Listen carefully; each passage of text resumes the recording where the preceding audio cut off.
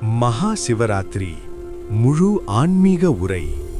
சிவராத்திரி என்னும் ஆன்மீக இரவு. மகா சிவராத்திரி என்பது சாதாரண திருவிழா அல்ல. இது மனிதனின் அகந்தையை கரைக்கும், ஆன்மாவை விழிப்பூட்டும், இருளிலிருந்து ஒளிக்குத் தள்ளும் பரம புனித இரவு.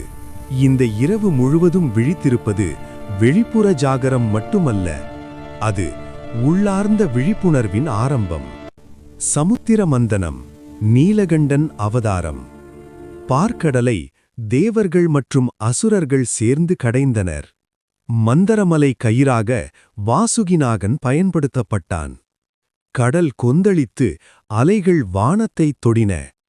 அப்போது திடீரென ஹாலா ஹல என்ற கொடிய நஞ்சு வெளிப்பட்டது. அது பரவினால் உலகமே அழியும் அபாயம். தேவர்கள் நடுங்கினர். அனைவரும் சிவவை நாடினர். சிவபெருமான் கருணையுடன் அந்த நஞ்சை எடுத்து குடித்தார்.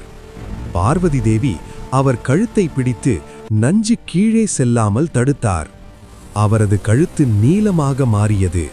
அதனால் அவர் நீலகண்டன் என போற்றப்பட்டார். உலகம் காப்பாற்றப்பட்டது. லிங்கோத்பவம், அக்னிஸ்தம்ப ரகசியம்.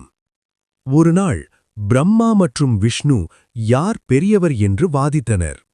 அந்த நேரத்தில் திடீரென ஒரு முடிவில்லாத அக்னிஸ்தம்பம் தோன்றியது. அது விண்ணையும் பாதாளத்தையும் தாண்டி பரவியது. பிரம்மா அன்னப்பறவையாக மேலே பறந்தார். விஷ்ணு வராக அவதாரமாக கீழே தோன்றினார். ஆனால் ஆரம்பமும் முடிவும் எவருக்கும் கிடைக்கவில்லை. அப்போது அந்த அக்னிஸ்தம்பத்திலிருந்து சிவபெருமான் வெளிப்பட்டார். இது சிவனின் பரம்பொருள் தன்மையை உணர்த்தியது. வேடன் கதை, அறியாமை பக்தி. ஒரு ஏழை வேடன் காட்டில் வேட்டைக்காகச் சென்றான்.